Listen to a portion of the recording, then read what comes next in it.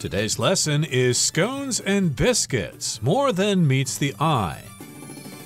Hello, everybody. My name is Roger. Hello, I'm Kiki. And today we're going to be talking about scones and biscuits. This is how we're going to celebrate Christmas. Merry Christmas, everybody. Today is Christmas.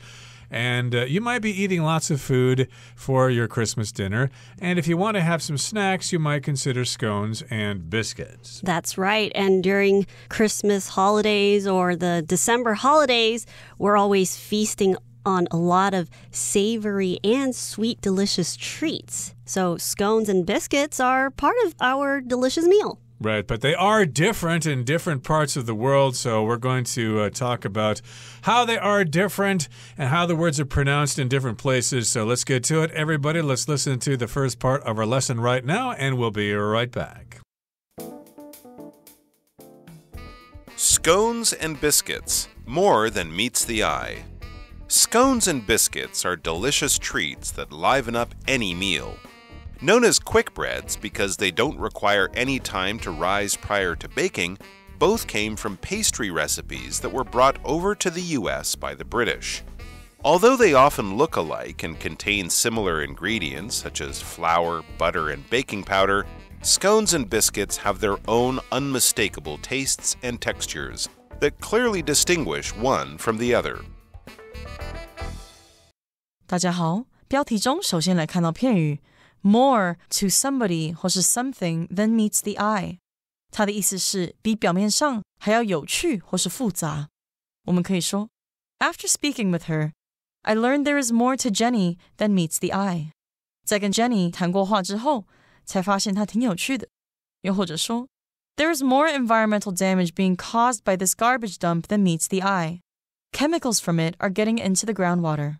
这座垃圾场造成的环境破坏不只是表面上看到的样子，从垃圾中流出的化学物质正渗透到地下水里。接下来是片语 liven up， 意思是给点点点增色，或是使活跃变生动的。例如 These spices liven up the flavor of the soup, making it taste better. 这些香料使汤的味道更加鲜美，味道更好。或是The visual effects livened up the art exhibition and attracted many people. 该视觉特效让艺术展变得更加生动，吸引了很多人。再来介绍形容词 prior， 它是之前的、先前的或是优先的意思。我们可以用 prior to 名词或是动词 ing 表示在点点点之前。比如说 This assignment must be completed prior to our meeting next week. 这项工作必须在我们下周的会议之前完成。又或者是Diana and Gloria decided to do some shopping prior to having dinner. Diana 和 Gloria 决定在晚餐前去购物。下一个是 unmistakable， 这个形容词是不会弄错的，或是确定无疑的。例如 Kevin's handwriting was unmistakable on the anonymous note. 这封匿名信上的笔迹毋庸置疑是 Kevin 的。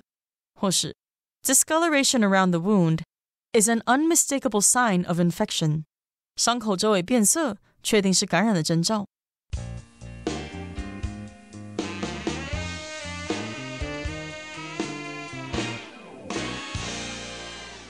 Okay, it's time for us to discuss the first part of our lesson. First of all, let's talk about the actual title. We're talking about a pastry item or a bread item called a scone, and we're also talking about biscuits. Now, scones, that is the American pronunciation, and if you talk to somebody from the UK, they're probably going to say scones, but I've heard them say scones as well, so you probably have to talk to your British friends and ask them exactly how they say it, so you know how to pronounce it in conversation. And then we've got biscuits, which are different in the UK than they are in the USA. To me, a biscuit is kind of like a scone, but it's not as hard. It's softer and fluffier. Right. And usually when I think biscuit, I would think of gravy. Exactly right. Americans like to have gravy on their biscuits. And we are going to be talking about biscuits in terms of the American definition, but we want to make sure that you understand that if you go to the UK and you say biscuit, that's going to refer to what Americans call a cookie. They're kind of small and flat and hard. They can be chocolate cookies or chocolate chip cookies, peanut butter cookies. Over there, they're going to say biscuits, again, in England. Right. And right here in our title, we see the phrase more than meets the eye. So when something is more than meets the eye, it's something that when you see it, there's actually more meaning to it, and you might think of something else, right? Indeed. So you could say that John looks like a normal guy, but there's more to him than meets the eye. He actually is a Harvard graduate. He speaks 5 languages, and he's climbed Mount Everest. So there's more to him than meets the eye. And here's the first paragraph. It says, scones and biscuits are delicious treats that liven up any meal. So to liven up just means to make something more appealing, more active. Right. Make it look more exciting, because sometimes, especially when you have children at the table, for example, they might not want to eat their veggies. Nowadays, you see moms liven up their vegetables by making it into little characters, cute little characters, so the kids would want to eat their veggies. Or you could liven up your food by adding some spice to it or something like that. Or you could liven up a boring party by playing some rock and roll music or something like that. So yes, these items could liven up a meal known as quick breads because they don't require any time to rise prior to baking. Both came from pastry recipes that were brought over to the U.S. by the British. So, yes, indeed, they're called quick breads, and they're called that because they don't require time to rise before baking. So to rise, of course, that happens when you bake bread in the oven. It just kind of puffs out, it expands. You have to wait for it to rise in order to have the correct consistency. And prior here just means before. Both came from pastry recipes that were brought over to the U.S. by the British. So what a pastry is, it's a noun, and it's a dough made from flour, fat, and water. And it could be used as a base or a covering in baked dishes, such as pie, or sometimes in Taiwan, it's actually quite popular, Danish or croissants. Those are pastries too. Usually they have a more flaky consistency because it's made from the butter in the flour. Right. So, of course, if you go to a bakery, you can buy all sorts of pastries there. And yes, indeed, we have a lot of influence in the USA by the British, people from the UK, and they came over with those recipes, which are instructions on how to make a particular dish. And although they often look alike and contain similar ingredients, such as flour, butter, and baking powder, scones and biscuits have their own unmistakable tastes and textures that clearly distinguish one from the other. Again, we're considering biscuits according to the American definition. So if you imagine an American version of a biscuit, it kind of looks like a scone. So here it says, although they often look alike and contain similar ingredients, and those ingredients would include flour, butter, and baking powder, scones and biscuits have their own identity. They have their own unmistakable tastes and textures. If something's unmistakable, you won't make a mistake about it. It's very clear. It's obvious. And the texture of both these pastries are clearly distinguishable. So the texture, it's a noun, and it's basically the feel, appearance, or the consistency of something. So you can use this word to describe foods or even our clothing and even things that we drink. So, for example, you can have a slushie, which has a thick consistency and kind of a sandy consistency. Is the consistency or the texture of a smoothie or a slushie the same? No, it's not. Smoothies are a little smoother, right? Right. That's why it's called a smoothie. Okay. I don't know if they have slushies here in Taiwan. They used to. You used to be able to get slushies at 7-Eleven, right? Right. Yeah. So slushies, you'll have a grainier texture, and smoothies, you can just drink it very smoothly, and you don't really have all these little chunks. And yes, indeed, those tastes and those textures clearly distinguish one from the other. If you're eating a scone, you know you're eating a scone. And if you're eating a biscuit, you'll know it's a biscuit as well. They are unique. They are unmistakable. You can tell exactly what they are. Okay, that brings us to the end of the first part of our lesson. Let's listen now to the second part. In the U.S., scones became popular in the Northeast, where bakers added eggs or cream to the batter, thus giving the scones a crumbly texture that almost made them taste more like cake than bread. While plain scones have just a subtle hint of sweetness, those flavored with ingredients like chocolate chips or cranberries can be sweeter or even tangy. 第二部分我们来介绍形容词 crumbly， 它的意思是酥脆的或是易碎的。例如 These crumbly cookies are pretty suitable for black coffee. 这些酥脆的饼干和黑咖啡非常搭配。或是 The edge of the pie is very crumbly. 这个派的边缘很酥脆。接着看到形容词 subtle， 指的是轻微的或是微妙的、细致的意思。例如 Janet made some subtle changes to her soup recipe. Janet 把她这道汤的食谱稍微修改了一下。或者 The way Jessie paints is very subtle. You can see many details in her works. Jessie 绘画的手法相当细腻，在她的作品中可以看到很多细节。再来介绍 tangy 这个词，这个形容词的意思是味道香浓的或是气味浓烈的。我们可以说 Chicken cooked with a little orange juice will have a tangy flavor. 鸡肉用些许橙汁烹煮的话，会有浓厚的香气。或是 Rosa loves to wear tangy perfume. She thinks it can make her more attractive. Rosa 喜欢喷味道浓烈的香水，她觉得这样会使她更有魅力。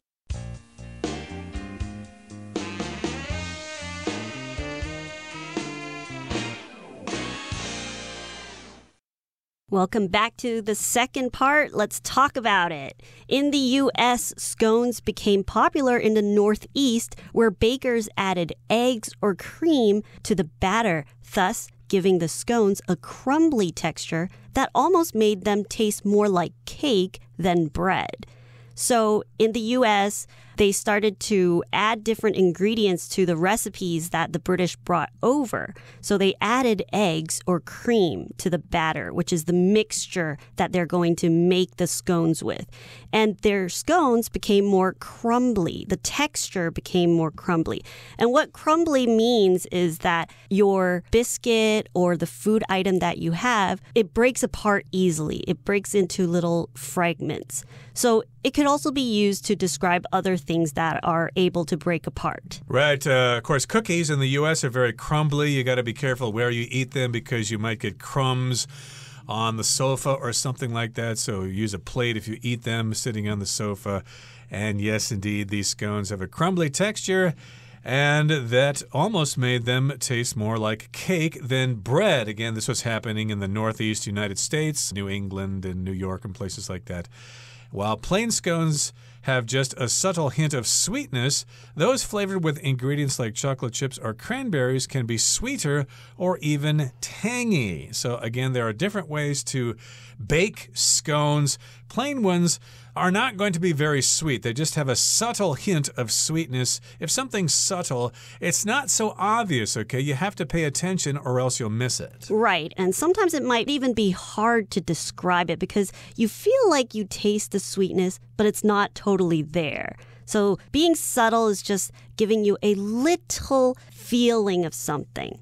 And those flavored with ingredients like chocolate chips or cranberries can be sweeter or even tangy. So besides plain scones, we can also have different flavored scones like cranberry scones, chocolate scones, and nowadays people add different ingredients into it. And the word we have here is tangy. And tangy basically just means a very strong or sharp flavor or smell. So sometimes when something is pungent, it could be tangy, or even sour can be described as tangy. Blue cheese is tangy. Yeah, to me, tangy just kind of means a combination of sour and sweet together. Like certain kinds of cakes can be tangy as well. So, yeah, cranberries to me are tangy. They're kind of sweet, they're kind of sour. And, of course, scones can be made into different flavors all the time. I'm kind of used to the plain ones. There's a chain of bakeries here in Taiwan that make plain scones. I often go there to buy them. I don't think they have any ones that are flavored available. I can't remember the name of the bakery right offhand, but in any case, scones can be prepared in various ways, according to our second paragraph here. Okay, let's move on now to the third paragraph. We'll listen to it first. As for appearance, scones can be either triangular or round. Regardless of their shape, however, scones are best enjoyed with some jam, honey, or clotted cream. They're also fabulous when served with a cup of hot tea or coffee, which is perhaps why scones make such an excellent choice for afternoon tea. 最后第3部分来看到 regardless 这个副词有不管怎样或是无论如何的意思，可以用 regardless of 名词或是动词 ing 来表达不管或是不论……例如 Regardless of the weather, Andrea goes hiking every Sunday morning. 不管天气如何 Andrea 每个星期日早上都会去健行。或者 Nelson Mandela believed that all people should have equal opportunities regardless of race. Nelson Mandela 认为不论种族，所有人都应该享有平等的机会。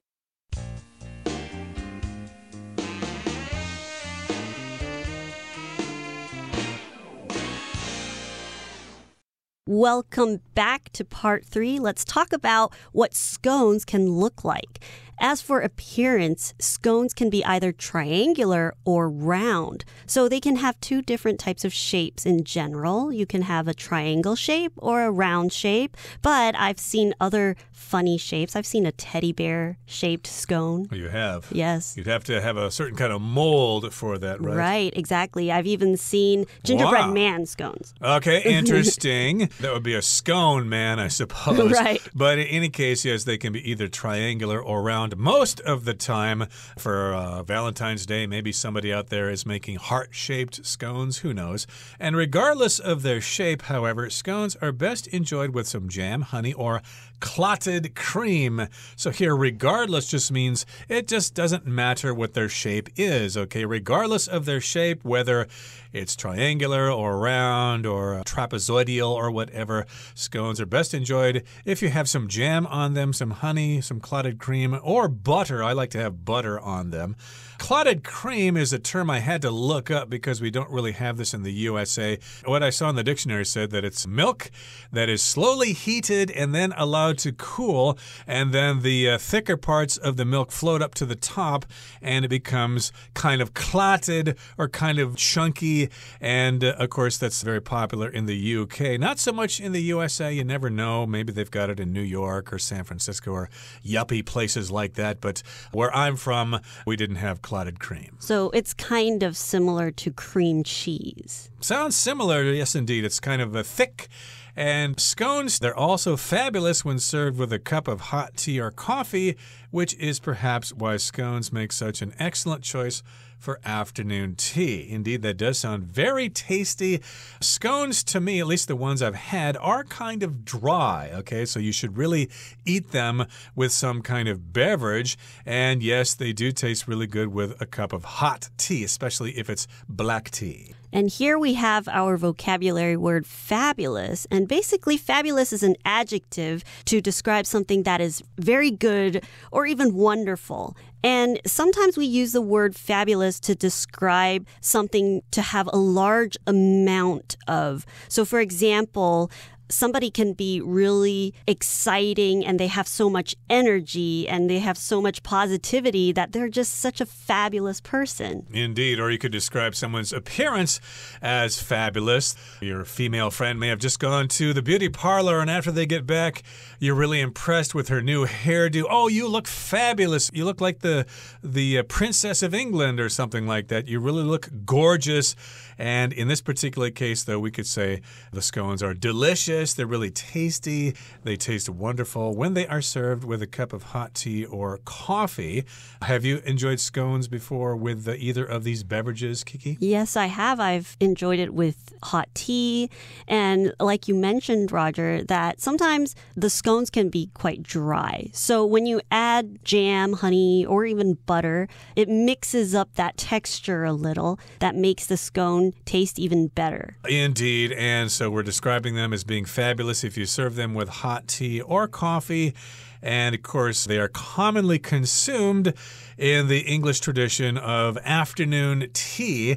And of course, lots of places here in Taiwan offer afternoon tea services, and they probably sell scones as well, and you can have tea with them. I wonder what they would taste like if you had them with oolong tea or green tea or something like that. I'm sure you can even have them with boba. Boba, oh, with yeah. bubble tea. Interesting idea. I'm not quite sure that's a good combination because boba milk tea to me is really, really sweet. And if you have problems with your blood glucose levels, then you should probably avoid boba tea. But yeah, if you're having scones, I'd like to have them with butter, but you could also put jam on them, and they're very tasty that way. And scones are actually quite popular in Taiwan. So you can even find them in big boxes at Costco right here in Taiwan. That's right. I've seen them there. I don't buy those at Costco, though, because I'm going to eat way too many of them and get fat. So that's a disadvantage to eating wholesale food. Okay, that brings us to the end of our discussion today. Let's turn things over now to Hanny.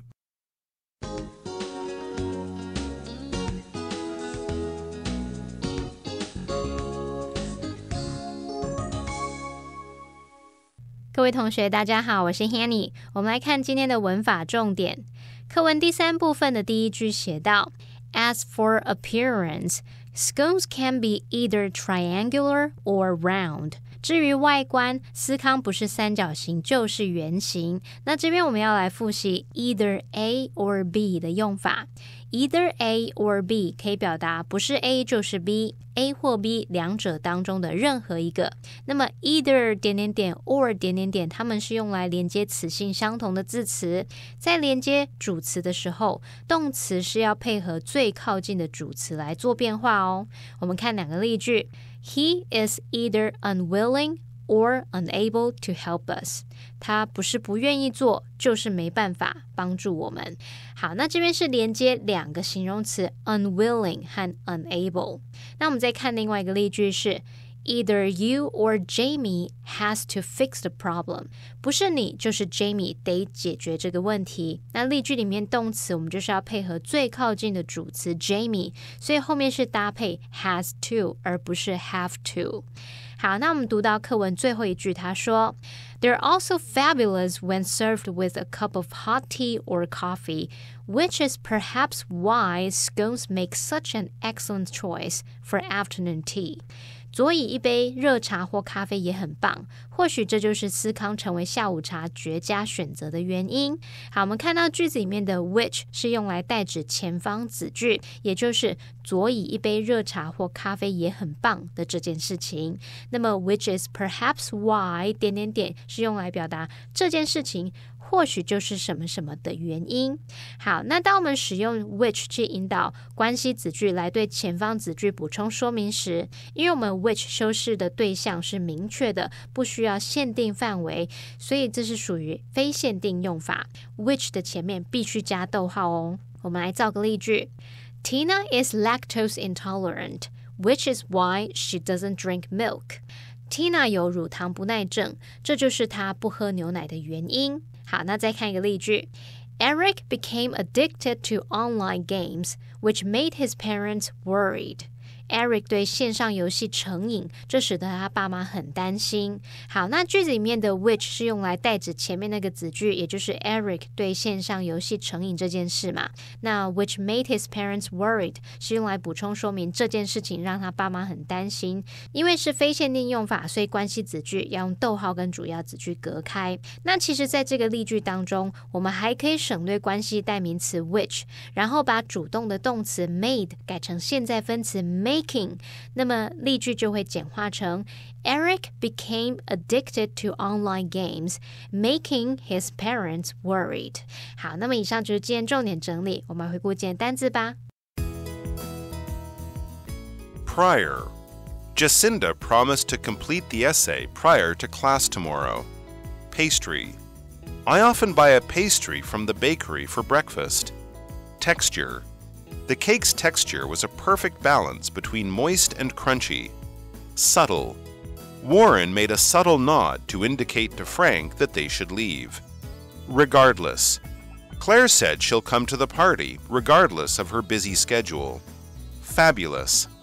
After a long day of exploring, we found a fabulous little cafe to relax in.